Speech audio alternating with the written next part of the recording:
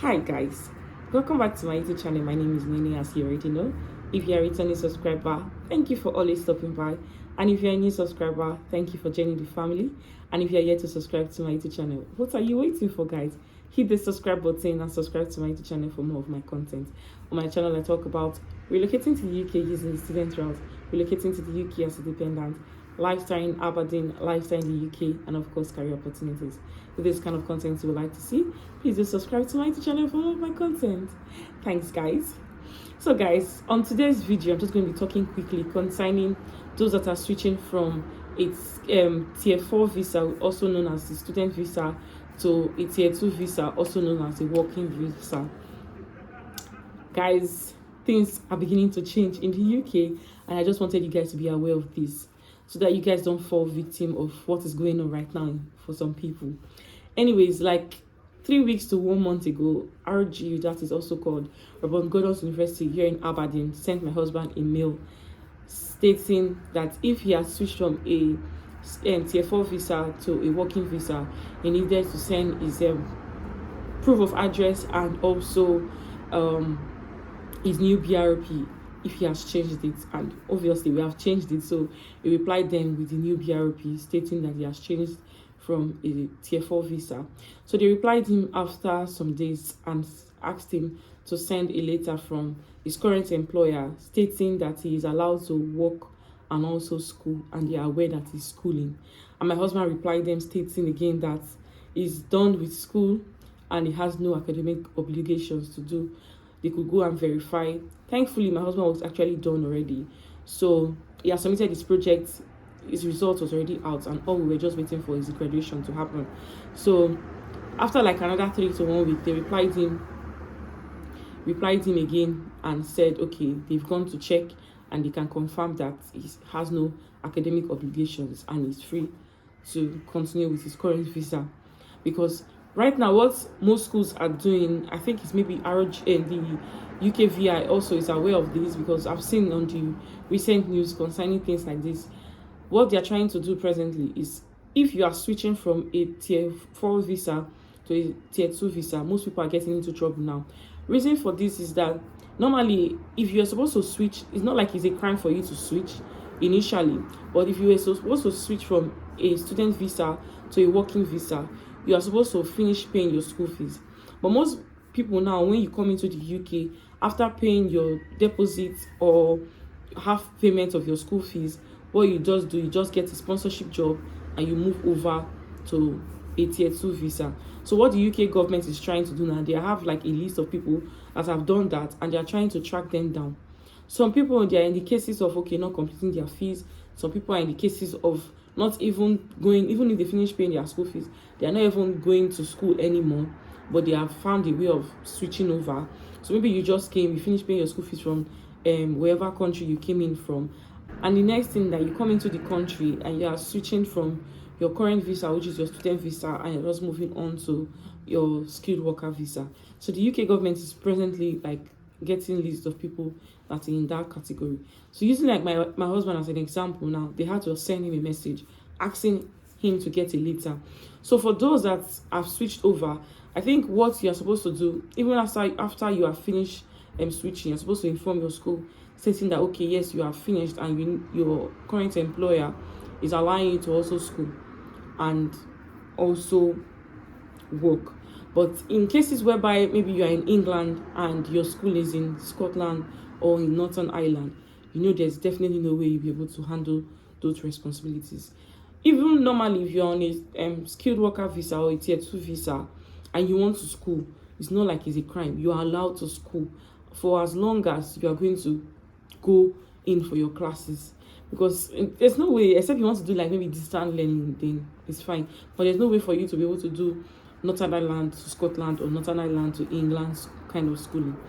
So one mistake that so many people are doing right now is that you just pay your school fees halfway and you just move, or maybe you have like issues with your course, maybe you fail a course and the next thing you feel like, oh, I don't have money for extension, and you just get a visa, you just get a sponsorship job and you move over. That's another category. So please guys, if you know you have any issue like that, please try and resolve it or try and get a letter from your current employer and send it to the school. If you send it to the school like that, you're not going to have any issue. Because apart from this, now this kind of whole scenario is beginning to affect people that are coming into the country. Apart from the fact that this is also a way of trying to cut down immigrants that are coming into the UK. What I'm trying to explain to you guys is that those that come into the UK, normally some schools used to take as low as 2,000 deposits, and when you come into the UK, you can pay it instrumentally. But right now, most of the schools are doing 50% in deposits, and when you come into the UK, you pay up your balance within a month or two. And some schools, they are paying 60% of deposits, and when you come into the UK, you pay the balance 40%. This was going to be the case initially, but because of so many happenings now, that is why these rules are beginning to take place.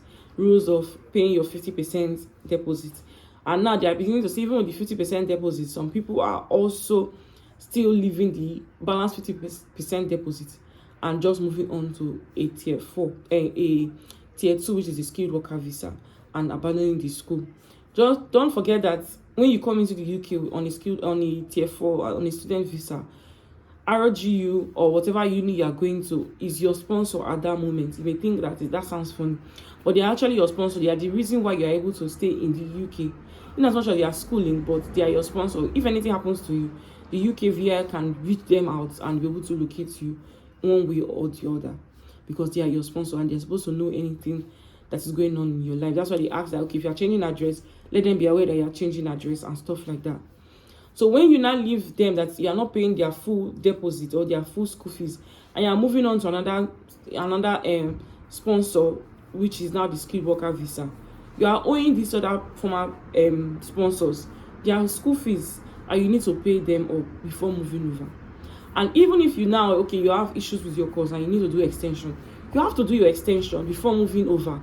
Or if you don't want to do your extension and you want to ask for a visa, you want to get to a skilled worker visa, please try and get a letter from your company and let them state that yes, they are allowing you to school and work. But have it at the back of your mind, if your school and your workplace are in far places, or they are in two different states or two different cities rather, there's no way that your school will be able to take it. So just have it at the back of your mind that if you are schooling in Northern Ireland, you cannot go and bring letter from employer from England, because how do you do coming into school Monday to Friday or Monday to Wednesday, and also attending to your work? Those in the healthcare, those in the healthcare mainly, even those in IT, how do you want to cope? IT, at least they could work from home and stuff like that, but those in the healthcare, you need to be in the healthcare environment to be able to accomplish your job. So guys, this is the kind of thing that is just happening presently here in the UK. There are so many rumor have it and rumor. So just be careful and don't fall into this. I've told you my own husband's experience, how the school contacted him. So this is just an example of so many other issues that have just been going on right now in the UK. So guys, just be careful so that you don't get into trouble. Because even if it doesn't happen now, or if you are lucky to pass this stage, remember that there's if you get to your 5 years and you want to apply for a PRO, there's also a procedure that they will need to check backwards to be able to see if you have fallen into any of those issues. So also, if you have a car, try be careful so that you will not have any points in your record, because when you're getting to your PRO as well, it also counts to your residency.